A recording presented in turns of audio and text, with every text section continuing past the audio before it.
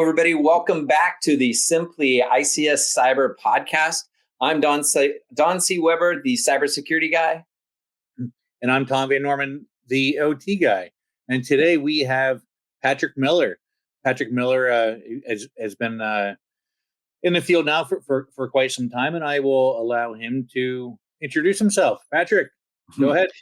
Hello, I'm also an OT guy, cybersecurity guy too, both of those things. I am president and CEO of Ampyx Cyber. Been in the OT space, God, since like the 80s, so a really long time. I was in the electric sector for a while, telecom for a while. I am one of the original architects of the NERC SIP standards. For those of you who don't know your regulation, that's what keeps the power grid secure in a lot of cases. I was the first NERC SIP auditor ever, and ex-principal investigator for the Department of Energy and a bunch of other things, including starting consulting firms and some nonprofits and stuff like that. Hey, Thank you, Patrick. Yeah, Patrick, thanks for being on here, man. It's we do a lot of stuff together, and but your time is extremely valuable, and we really appreciate you taking just a few minutes to talk to us about a few things. And one of the things we just got back from NRECA in Denver, and we had a chance to talk to a few smaller organizations about some of the stuff that's going to be potentially going on in 2027. Or the future of industrial control environments, critical infrastructure, and geopolitics.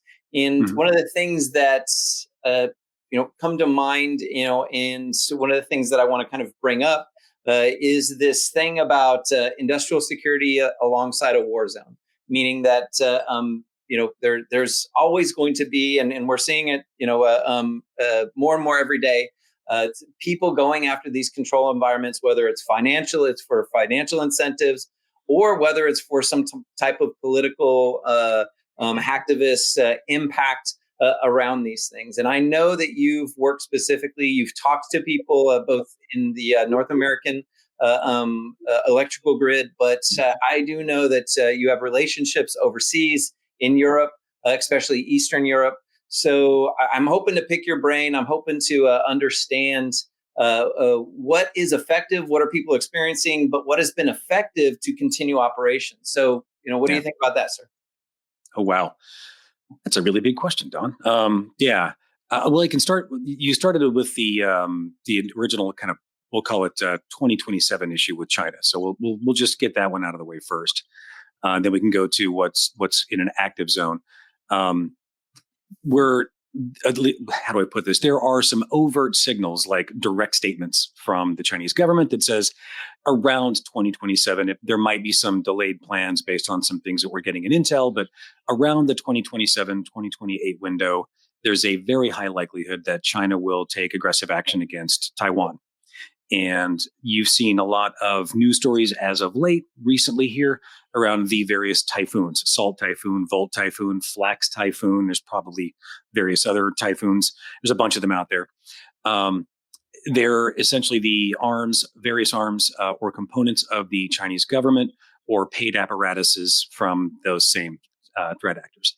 They're placing themselves into critical infrastructure. So that really, when you're looking at OT or ICS in a war zone, it is, it's like, top priority, right? The first thing you do when you want to go harm an adversary is you take out their comms, you take out their power, you take out their water, take out their fuel sources, because the defense installations are often hardened in ways that these standard public infrastructure elements aren't even close to being hardened for. So it is not only an easy target in most cases, it's a very high value target.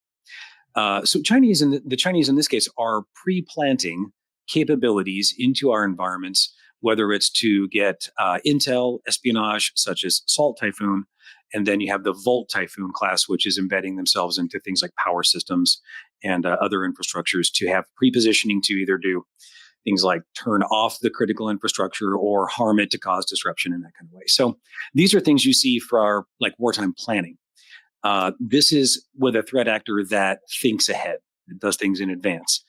For example, when we recently bombed Iran, they did some recon, some pre-planning, but a lot of theirs was reactionary, right? They immediately started doing things like, we're going to take out whatever PLCs we can find on the internet that are also vulnerable, which is like most of the PLCs on the internet. But they're defacing them and, doing things like that. Where they can get in and get deeper, they'll get in and try to do some sort of disruptive activity. And Yeah, they're taking, and that's one of the things we were talking about is they take those types of threat actors, take advantage of things as they come up right now. I mean, because that's their objective, right? Right. And there's a difference with like a long-term pre-planned position like China versus some reactive position like Iran, for example. Those are different actors doing different things for different reasons. And that really has a bearing on what you do for defense, right? You plan differently for these types of actors and how they're going to behave. So with the Chinese one in particular, we've got a little bit more time to do some things, like recently testified at a congressional commission. And so has like Dr. Emma Stewart. She's got some phenomenal testimony there as well, different commission, but the message is the same. We have a bunch of Chinese stuff that we just have bought and we have to rely on. Everything from cranes in ports to electrical transformers to inverters to pumps. So there's a bunch of their equipment that we have bought. It's got digital components in it. And in most cases, they used to kind of sell lower grade, lower quality equipment.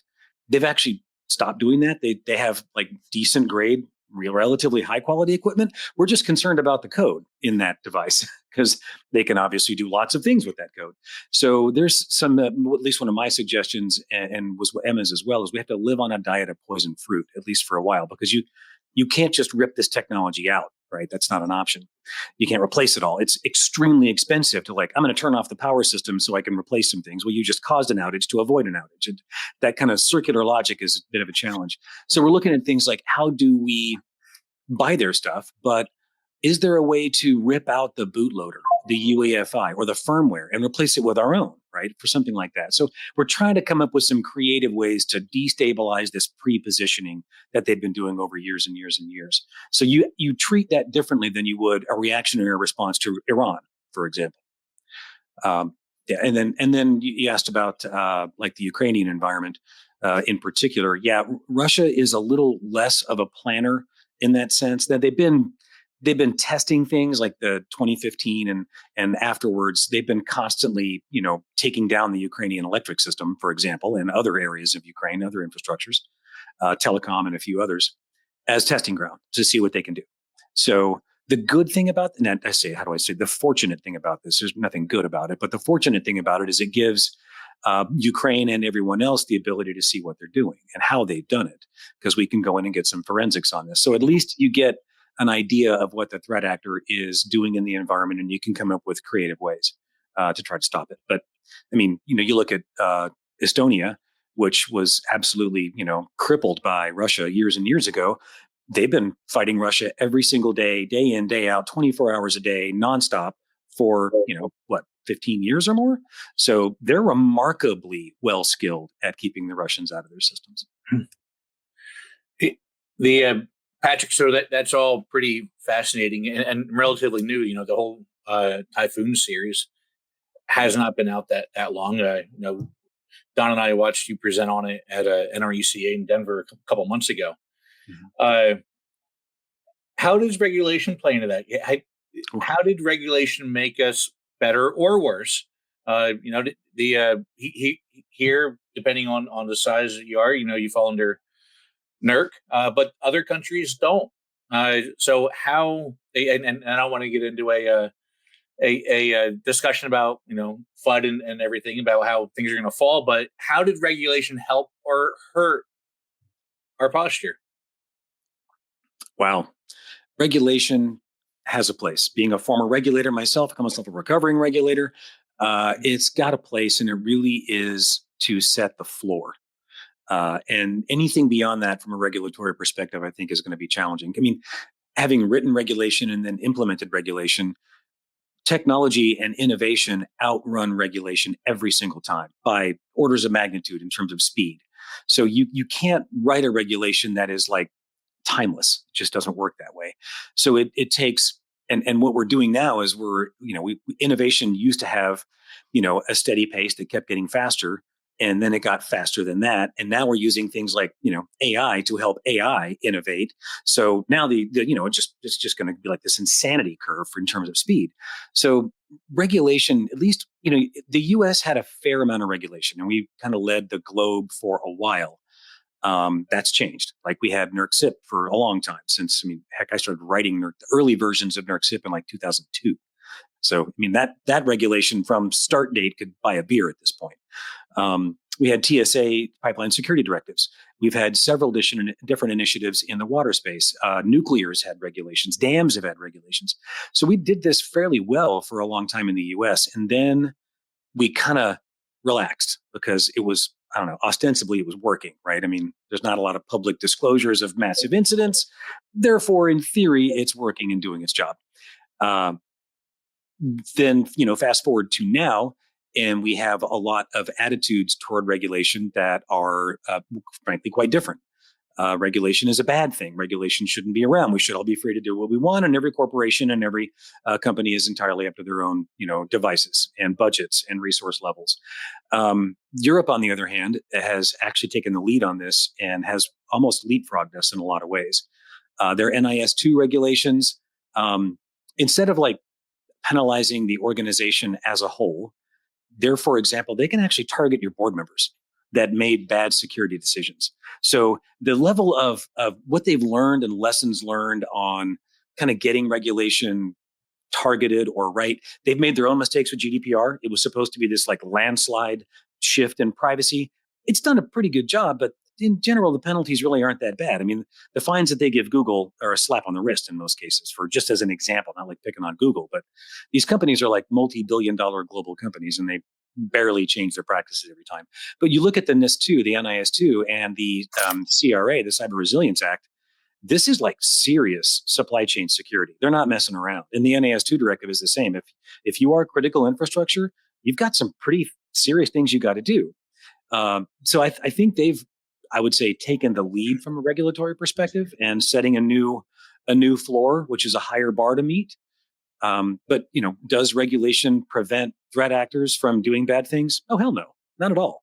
You still have to do everything above the floor. So all it's saying is don't fall off the floor. And then in theory, you do more things that are good for business and good for security and good for your shareholders and in theory, good for the general public. Yeah, and Patrick, that's one of the things that I'm hoping to bring out of this. From your experience, what are people doing on the ground? Over in where they're actively being attacked, both physically and digitally, because there is a lot of digital stuff that's constantly going on within those areas, not just against an individual organization, but commonly against multiple that have an effect on each other. So. What have you seen that you'd like to call out and help people to understand kind of this issue? And what has been effective to reduce the impact? Yeah. Oh, great question. There's several things. Like one of my favorite talks was from Søren Knudsen from Agata in Denmark. He was talking about as Russia is advancing into Ukrainian territory. What happens if you own a facility like in the war front, whether in Russia or in Ukraine or anywhere nearby, Belarus? Maybe I own a manufacturing facility. What do I do when the Russian troops roll in and take over my facility and I have to write that loss? Maybe that's a $500 million plant that I put in, and I just have to literally just write that off. It's a loss on my books at this point. But how do you not let them use the equipment against Ukraine, for example, or any NATO ally for that matter? In theory, you're already sourced in NATO or you wouldn't care. So the talk was on, I have a factory in Russia. What do I do? Essentially, the title was actually far catchier, but you get the gist. So this is a way to, on the way out the door with code, brick your PLCs so that Russia can't use them, for example. And these are things that you have to think about differently on a war front. Not only am I going to lose the physical assets in the plant and have to, all the jobs and other things the people that were there were doing, the lost product into my supply chain and my overall business lines, but how do I keep my adversary from using that plant? And that's just one aspect. That's like the business side, right? And then you've got like Ukrainian infrastructure, where we heard from Serhiy and even Taras, which is they run basically the power system and the transmission system and distribution systems there in Ukraine. They have to move their control center about every 2 weeks. Now, the control center is where you control like the whole power system for the country. And there's a lot of connectivity and protocols and wires and things that come back to this one spot. But if you have to move that around every 2 weeks, how the heck do you keep the lights on? I mean, it's an insane challenge. So they're literally like unracking servers, sticking them in the back of cars and taking different routes because the Russians may know some of them. So they're hoping most of the machines make it to the next destination. And then they're reconnecting and they're actually hosting a fair amount of this in the cloud because it's easier for them to host everything they can there. So they don't have to deal with things like, you guys know OT, but you've got your like 4 to 6 millisecond polling cycles to actually have things like reclosers and breakers work the way they're supposed to for an electric system. Because a live electric system it really runs on milliseconds. You can't do that when you've got to unplug everything and then drive it somewhere and plug it back in, right? So they've designed models where the system can kind of temporarily run on its own during a certain window, just in a protection mode, basically. And then they'll go rack up as much as they can. They'll reconnect everything to the cloud. And then this new control center in the bottom of like a department store or a dentist office or where they're in a war zone, right? They got to stand up wherever they can, but they've got power and connection. And then the operators can connect from anything. So let's just say, an operator was attacked on the way and maybe they didn't kill them, but they took all their equipment. So they've got to go to a coffee shop, borrow someone's laptop, log in and start controlling the grid.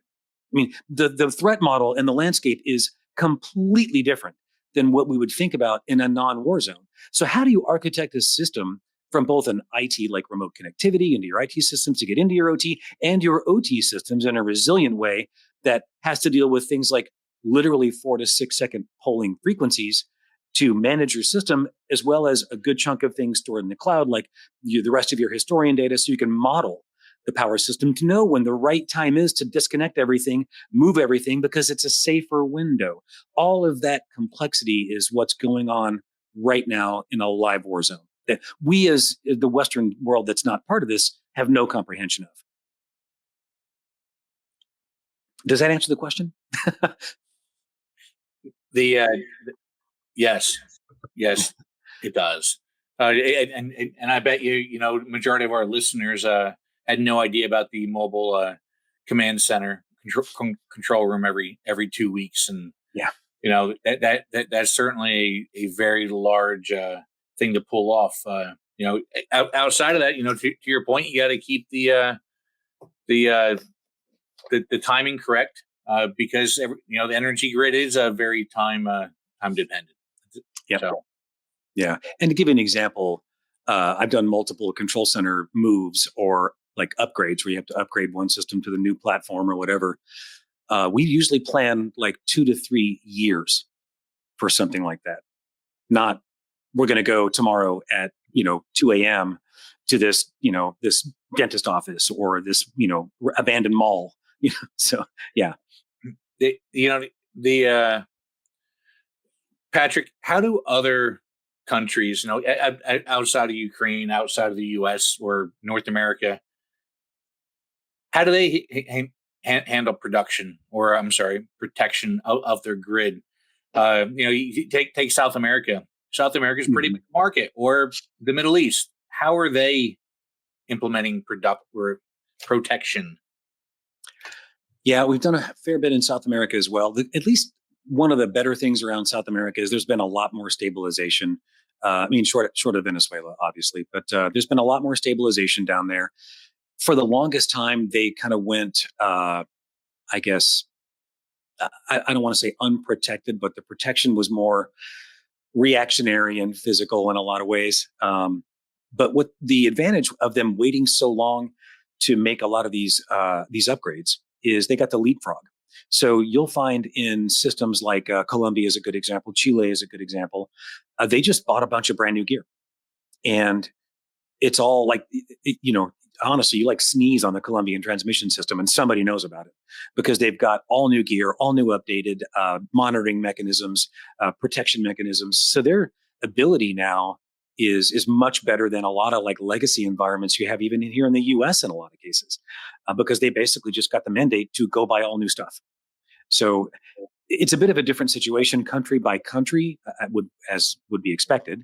But you'll find a lot of cases down there, they have very modern and advanced protection environments. Back to regulation, most of South America has also adopted NERC-CIP. For the electric sector, at least, that is a good thing. They don't have similar regulations around gas and water and other infrastructures, but at least it's typically where, like, we started with electricity first. So it's a lot of the same for other places in terms of how they usually pick. Electricity is typically the hub around which all of the other infrastructures revolve, because you can't push water with pumps if you don't have power. You can't process payments if you don't have power. You can't, all these things kind of revolve. No comms, fiber optics don't work without power. So all these things revolve around there. So it's typically where you see countries or even continents start with at least a standardized approach toward protecting all the rest of their critical infrastructures. It kind of folds out from there. But they're doing fairly well.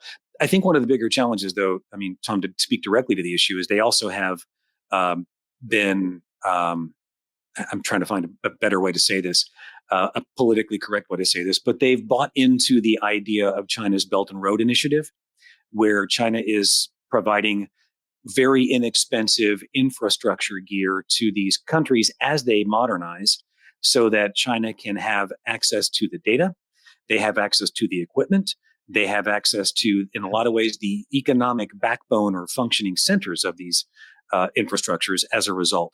So it's they play the long game, and it's worked in some of these nations as well. We saw the same thing over here with Huawei years ago before they banned them or outlawed them. Exactly. Yeah. Yeah. You really can't blame a developing country, though, that wants to install. No, like I said, it's quality gear. Yeah. It's inexpensive. It's quality. It works.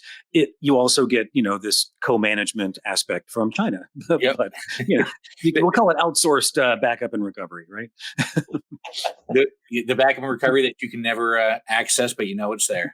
Right. Yep. Yep.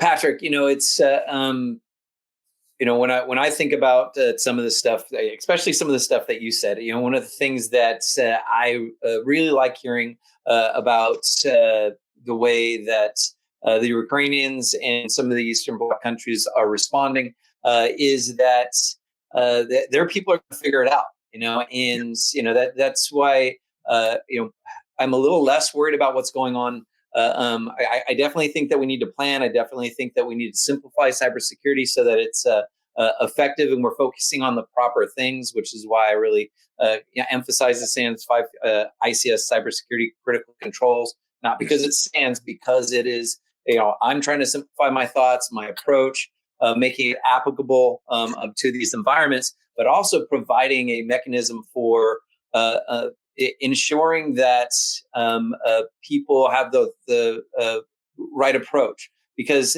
they are our operators are used to reacting to solving issues and making things happen. Their job is to keep the grid up, and they're going to figure out ways to do it.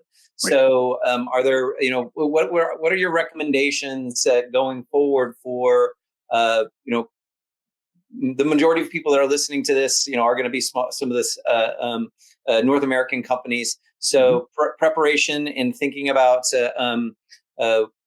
how they should approach, the coming years to prepare their own people. What would you recommend?